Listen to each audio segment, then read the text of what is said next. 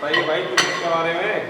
तो चलो मैं इस वीडियो के माध्यम से मैं आपको पूरी जानकारी शेयर करता हूँ कि आप इस टूल, एक मिनट रुको ना, टूल को आप किस तरीके से लगाएंगे, ठीक है। अपनी पावर प्रेस वगैरह टूल को लगा रहे हो या फिर टूल को कैसे सेट करोगे, ये सारी जानकारी शेयर करते हैं। लेकिन यहाँ पे जो सबसे पहला स्टेप था जो मिसिंग हो गया, मैं आपको उसके बारे में बताता हूँ। जब भी आप टूल यहाँ पर लेकर आ भी रहे हो लगाने वाले, उससे पहले अपनी मशीन को पूरी तरह से चेक करो। मशीन में ऑयलिंग वगैरह करो, इसकी स्प्रिंग वगैरह चेक करो, पैंडल वगैरह चेक करो, इसके नट वगैरह चेक करो, सारा कुछ पहले खुद से चेक कर लो कि इसमें कोई प्रॉब्लम तो नहीं है। इसके बाद अब अपने पहले इस वाले बेड को जिस पे आप डाई को रखने वाले थे, जिस पे ब्लॉक है आपका, पहले इसको पूरा बढ़िया से साफ सुथरा करो। ऐसा ना हो कि डेंट सा हो या इस पे कोई रेस्ट वगैरह आ रहा हो, पहले इसको बढ़िया साफ करो। इसके बाद जो आप इस ब्लॉक को लगाते हो, जिस पे अपने डाई को आप रख रहे हो, इसको भी ध्यान से रखना ताकि आप इसका बिल्कुल क्लीन रहना चाहिए। ऐसा ना हो कि यहाँ पे डेंट रहे, पता लगे कहीं पे डाई बैठ रही है, कहीं बैठ नहीं रही, ऊपर नीचे हो रही है, ये बात एक भी गलती नहीं होनी चाहिए।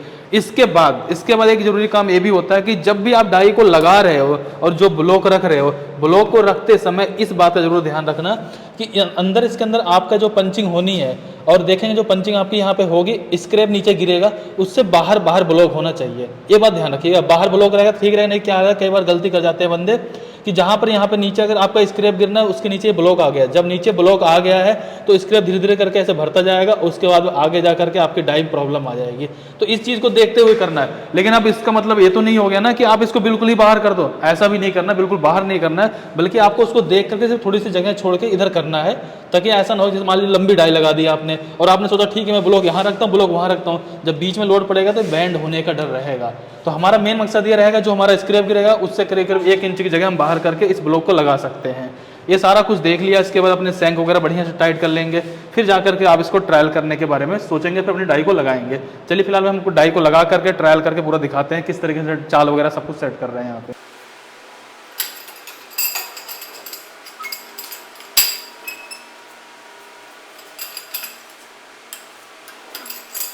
एक मिनट रुकना जरा।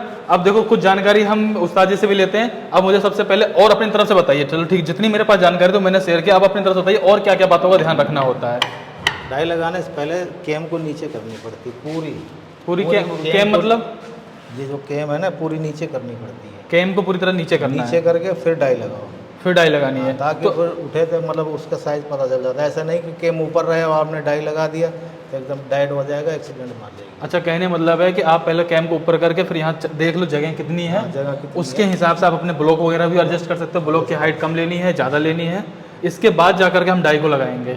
अगर हमने कैम घर ऊपर करके पूरी चाल नहीं देखी है, उससे हमें ये डर रहेगा कि हमने डाई अगर लगा भी दे वो बिल्कुल डेड मार जाएगा। डेड मार जाएगी जब नीचे आएगी ना, हाँ हाँ, तो ताकि नीचे ना आए फिर ऊपर ले जाए। अच्छा, हमें बिल्कुल इसका जब नीचे तक आने वाली पोजीशन को हमें यहाँ पे लाकर चेक करना है जगह कितनी मिल रही है, जगह कितनी उस जगह के हिसाब से हमें अपने ब्लॉक वगैरह सेट करना है। उसी जगह पे डाई लगानी चाहिए जब ऊपर जाने को हो जाए। अच्छा, जब ऊपर जाने के रह जाए उसी पोजीशन पे डाई लगानी चाहिए। नहीं तो क्या होगा, अगर नीचे आएगी तो आप जितनी चाल सेट करोगे एकदम झटका मारेगी, डाई एक्सीडेंट। अच्छा, तो अभी क्या आपने क्या कर रखा है, इसको अभी यहाँ पे जगह छोड़ रखी है इतनी? नहीं, हमने एक कैम को मतलब घुमा दिया, अब ये जाएगी ऊपर। अच्छा, अब जाएगी तो ऊपर ही जाएगी, नीचे अब नहीं आएगी? नीचे नहीं आएगी। अच्छा, इससे मतलब है कि डाई के ऊपर प्रेशर नहीं आएगा। अब जरूरत के हिसाब से चाल बढ़ाओगे आप? जरूरत के हिसाब से हम बढ़ाएंगे। तो यहाँ पर पहले क्लैंप टाइट कर लेते हैं यहाँ पे ना? नहीं, क्यों? क्लैंप टाइट करने में डाई अपसेट हो जाएगी, सबसे पहले इसको टाइट करो। अच्छा, सबसे पहले यहाँ पे इसको टाइट करना है, इसके बाद ही क्लैंप को टाइट करना है? इसके बाद क्लैंप टाइट करना है।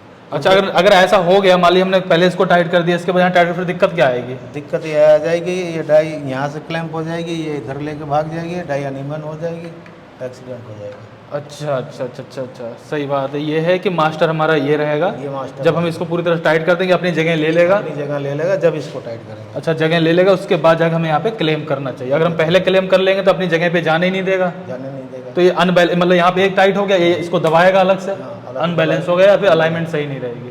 ठीक, पहले इसको टाइट करना है, इसके बाद क्लेम को टाइट करना है। अभी देखेंगे यहाँ पे इसको पूरा फुल टाइट कर लिया गया, पाइप लगाकर पूरी तरह से टाइट हो गया है। अब इसके बाद यहाँ पे क्लेम को लगाया जा रहा है। जब भी आप क्लेम को भी लगाओ तो इस बात का ध्यान रखना कि जो आपकी ये डाई है, बेड है, यहाँ से इसकी हाइट मेंटेन करके आपको यहाँ पे पीछे ब्लॉक लगाना पड़ेगा, तब जाकर के पूरी तरीके से टाइट होगा। जबकि ये हल्का इससे प्लस रहेगा चलेगा, चाहे 1-2 mm, लेकिन माइनस ना रहे। माइनस रहने पर कई बार क्या होता है, प्रेशर यहाँ पे ज़्यादा हो जाएगा, यहाँ पे प्रेशर कम हो जाएगा। जब भी आप कोई ब्लॉक लगाने वाले हो तो आप चाहे तो उसको चेक करने का बहुत ही आसान तरीका मुझे नज़र आया। जैसे देखो, आप यहाँ पे ले आओ इसको और इससे ये देखो कि इससे हल्का सा प्लस है कि नहीं है। जब हल्का सा ही प्लस है तो आप इसको आसानी से लगा सकते हो।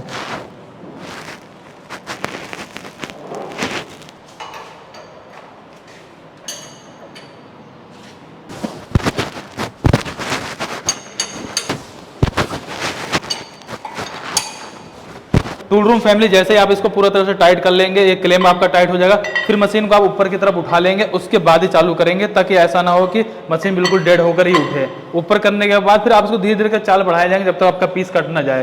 तो अभी सारा कुछ हम आपके सामने ही करके दिखाने वाले हैं।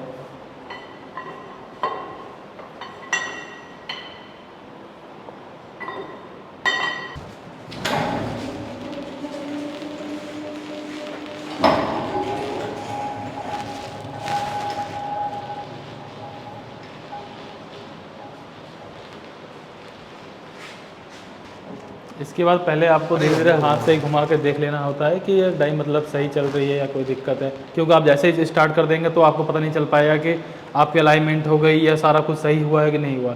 पहले इसको आप मैनुअली धीरे धीरे करके चेक कर लीजिए, उसके बाद जाकर पूरी तरह से स्टार्ट करिए। अब इससे हमें पता चल चुका कि जब डाई हमारी नीचे की तरफ आई तो अलाइनमेंट बिल्कुल सही था और बिल्कुल सही तरीके से आ चुकी है इसके अंदर। ये चीज़ हमें पहले मैनुअली हाथ से ही देख लेना होता है, उसके बाद हम चालू कर सकते हैं, ताकि इससे थोड़ा सा और ज़्यादा हमें कॉन्फिडेंस आ जाता है और क्लियरिटी हो जाती है कि हमने जो टूल लगाया बिल्कुल प्रॉपर लग गया है, सही से इसकी अलाइनमेंट हो गई है, मैच कर गया है।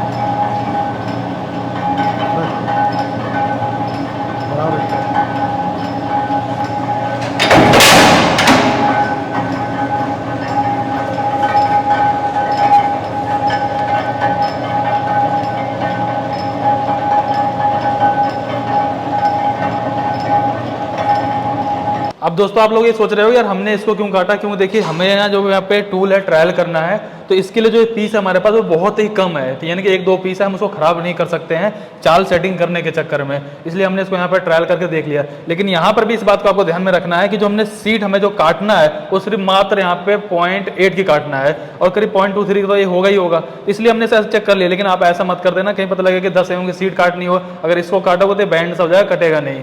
क्लियरेंस का हिसाब किताब देखने के बाद करना, या फिर आपके पास सीट है तो कोई प्रॉब्लम है नहीं, आप उस पर चाल अपनी सेट कर सकते हो। एक सबसे जरूरी बात ये, सबसे पहले मुझे ये बताओ, आप अभी ये गलत तो मुझे लग रहा है कि आपका पिलर यहाँ पे देखोगे बुश से बाहर है, ये चाल जो है ना यहाँ से कम करनी पड़ेगी, ये हो जाए इसके अंदर हो जाएगा, ये इसके अंदर ही चलनी चाहिए ना। वैसे तो ये गलत है इतना, अगर कोई बाहर चलेगा, कल कोई लूज हुआ तो बाहर साइड मार सकता है। अंदर ही चलना चाहिए, अंदर ही चलना चाहिए ना। अंदर ही चलना। तो अभी मतलब क्या करना पड़ेगा अंदर ले जाने के लिए? अंदर ले जाएंगे, यहाँ से आधी इंच चाल कम कर देंगे, ये थोड़ा सी ये कम हो जाएगा, बस ये यहाँ तक आ जाएगा, ये अंदर हो जाएगा। अच्छा यहाँ से कम करनी पड़ेगी, यहाँ से कम करनी पड़ेगी, तो यहाँ से कम करेंगे तो ये अंदर आ जाएगा और इसकी चाल कम हो जाएगी। हाँ। वैसे भी मैं देखो मेन चीज़ हमारा क्या होता है, हमें सीट लगाना है, हमारा हाथ जाना चाहिए, फिर हम जो सीट डाल रहे हैं उसके लिए स्पेस चाहिए इतना, बस कि मान लो ठीक है आपको 2 इंची की जगह चाहिए, 2 इंची की जगह ले लो आप, ये आराम से इसके अंदर ही अंदर चलेगा ये। लेकिन हमें करने की ज़्यादा जरूरत इसलिए नहीं पड़ रही है यहाँ पर, क्योंकि हमें मात्र 2 पीस निकाल ट्रायल करना है। हालांकि हमें पता है कि ये टूल बिल्कुल परफेक्ट बना हुआ है, क्योंकि बनाते समय हमें सारी चीज़ पता रहती है कि हमने सही बनाया गलत बनाया, फिर भी हम ट्रायल इसलिए कर रहे हैं ताकि हम जिनको दें तो उनको भी संतुष्टि रहे, भाई तुमने ट्रायल करके दिया हुआ है, और हमें भी क्लियरिटी रहेगी यार कम से कम किसी के पास जा रहा है तो हमारे मन में भी कोई डाउट ना रहे। अब उनको हम क्लियरिटी दिखा सकते हैं, भाई ठीक है आप वीडियो देख लीजिए, फोटो देख लीजिए, आपका पीस निकल गया, इस तरीके डायमेंशन आ रही, सारा कुछ चेक कर लेंगे, फिर उनको टूल हम यहाँ से भेज देंगे। तो मेन चीज़ ये रहा हमें सिर्फ 2 पीस निकालना, इसलिए हम ऐसा नहीं कर रहे हैं। लेकिन अगर आपको यहाँ पर प्रोडक्शन निकालनी है तो अपनी चाल को कम कर लेंगे, और जो बुश है आपका ये पिलर इन दो इसके अंदर ही अंदर चलना चाहिए, बाहर नहीं चलना चाहिए, और बाहर चलेगा तो एक्सीडेंट होने के चांसेस रहेगा, कभी बोल्ट लूज हो गया आपका, कुछ भी हुआ तो ये साइड मारने का डर रहेगा। तो तो इसको अंदर ही अंदर चलना चाहिए, ज़्यादा जरूरी रहेगा। और इतनी जगह की जरूरत नहीं है आपको, क्योंकि आपका काम सिर्फ इतने में हो जाएगा। तो अभी देखोगे हमारे पास जो पीस है, यानी कि ये वाला उनका मास्टर पीस है, इसमें ही कटिंग करने के बाद ये पीस निकलना चाहिए, मतलब इस तरीके की शेप बनेगी। इसके हिसाब से हमने स्टॉपर वगैरह सारा कुछ अपने हिसाब से लगा रखा है, ऑलरेडी पहले से टूल बना हुआ है। सिर्फ हमें पीस डालना है और स्टॉपर में टच कर देना है, और ये पीस हमारे पास कटने के बाद फाइनल ये पीस शेप पूरी कट जाएगी, पंचिंग हो जाएगी, ये भी कट जाएगा और ये सारा शेप आपको देखने को मिल जाएगा। चलो हम यहाँ फिलहाल ट्रायल करते हैं और पीस हमने लगा दिया, उसके बाद दिखाते हैं आपको।